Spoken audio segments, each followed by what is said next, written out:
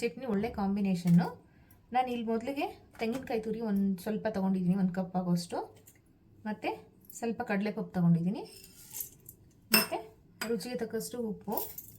ಮತ್ತು ಒಂದು 4 ಹಸಿಮೆಣ್ಸಿನ್ಕಾಯಿ ತೊಗೊಂಡಿದ್ದೀನಿ. ಮತ್ತು ಒಂದು 4 ಬೆಳ್ಳುಳ್ಳಿ ಹಾಕ್ಕೊತಾ ಇದ್ದೀನಿ. ಈ ಕರಿಬೇವಿನ ಸೊಪ್ಪು ಹಾಗೆ ಹಾಕ್ಕೊಳ್ಳೋಣ ರುಬ್ಬೋದಕ್ಕೆ. ಮತ್ತು ಕೊತ್ತಂಬರಿ, ಸ್ವಲ್ಪ ಹುಣಸೆಹಣ್ಣು ಹಾಕ್ಕೊಳ್ಳೋಣ. ಸ್ವಲ್ಪ ಹುಣಸೆಹಣ್ಣು. ಇವಾಗ ಈ ಚಟ್ನಿ ರುಬ್ಬೋದಕ್ಕೆ ಎಷ್ಟು ನೀರು ಬೇಕೋ ಅಷ್ಟು ನೀರು ಹಾಕ್ಕೊಂಡು ನುಣ್ಣಗೆ ಪೇಸ್ಟ್ ಮಾಡ್ಕೊಳ್ಳೋಣ. ತುಂಬ ಅಂದರೆ ತುಂಬ ಚೆನ್ನಾಗಿರುತ್ತೆ, ಈಸಿಯಾಗಿ ಬೇಗ ಮಾಡಿಬಿಡ್ಬೋದು. ಇವಾಗ ಗ್ರೈಂಡ್ ಮಾಡ್ಕೊಳ್ಳೋಣ ಚಟ್ನಿ. ನೋಡಿ, ಚಟ್ನಿ ನೀಟಾಗಿ ನುಣ್ಣಗೆ ಪೇಸ್ಟ್ ಮಾಡ್ಕೊಂಡಿದ್ದೀನಿ. ಇವಾಗ ಇದಕ್ಕೊಂದು ಒಗ್ಗರಣೆ ಕೊಟ್ಕೊಳ್ಳೋಣ. ಮೊದಲಿಗೆ ಒಂದು ಚಿಕ್ಕ ಬಾಂಡೆ ಇಟ್ಟು ಸ್ಟವ್ ಅಂಟಿಸ್ತಾ ಇದ್ದೀನಿ. ಒಗ್ಗರಣೆಗೆ 1 ಟೇಬಲ್ ಸ್ಪೂನ್ ಎಣ್ಣೆ ಹಾಕ್ತಾ ಇದ್ದೀನಿ. ಸ್ವಲ್ಪ ಸಾಸಿವೆ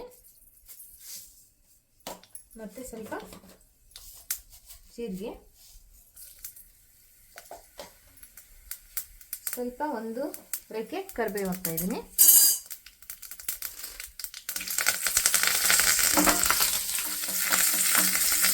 ಒಗ್ಗರಣೆ ರೆಡಿ ಆಯಿತು. ನೀವು ಬೇಕಂದರೆ ಒಣಮೆಣಸಿನ್ಕಾಯಿ ಹಾಕ್ಕೊಬೋದು. ನಾನು ಇಲ್ಲಿ ಹಾಕಿಲ್ಲ, ಖಾರ ಜಾಸ್ತಿ ಆಗಿದೆ ಈಗ ಆಲ್ರೆಡಿ ಅಂತ. ಸಾಕಿಷ್ಟೇ ಒಗ್ಗರಣೆ. ಇದು ಹಾರಿದ್ಮೇಲೆ ಚಟ್ನಿ ಮಿಕ್ಸ್ ಮಾಡ್ಕೊಳ್ಳೋಣ. ಚಟ್ನಿ ರೆಡಿಯಾಗಿದೆ. ಇವಾಗ ದೋಸೆ ಹಾಕ್ಕೊಳ್ಳೋಣ. ನೋಡಿ, ಚಟ್ನಿ ಎಲ್ಲ ಗ್ರೈಂಡ್ ಮಾಡ್ಕೊಂಡಿದ್ನಲ್ಲ, ಇವಾಗ ಒಗ್ಗರಣೆ ಎಲ್ಲ ಹಾರಿದೆ. ಇದಕ್ಕೆ ಮಿಕ್ಸ್ ಮಾಡ್ಕೊಳ್ಳೋಣ.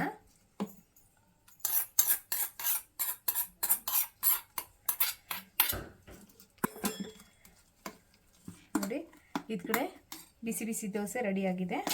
ಇವಾಗ ಸರ್ವ್ ಮಾಡ್ತಾ ಇದ್ದೀನಿ.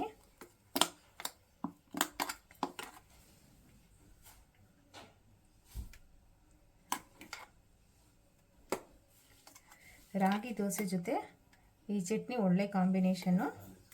ಸರ್ವ್ ಮಾಡಿದ್ದೀನಿ. ಈ ವಿಡಿಯೋ ಇಷ್ಟ ಆಗಿದರೆ ಪ್ಲೀಸ್ ಲೈಕ್ ಮಾಡಿ, ಶೇರ್ ಮಾಡಿ, ಕಮೆಂಟ್ ಮಾಡಿ, ಸಬ್ಸ್ಕ್ರೈಬ್ ಮಾಡ್ಕೊಳ್ಳಿ. Thank you.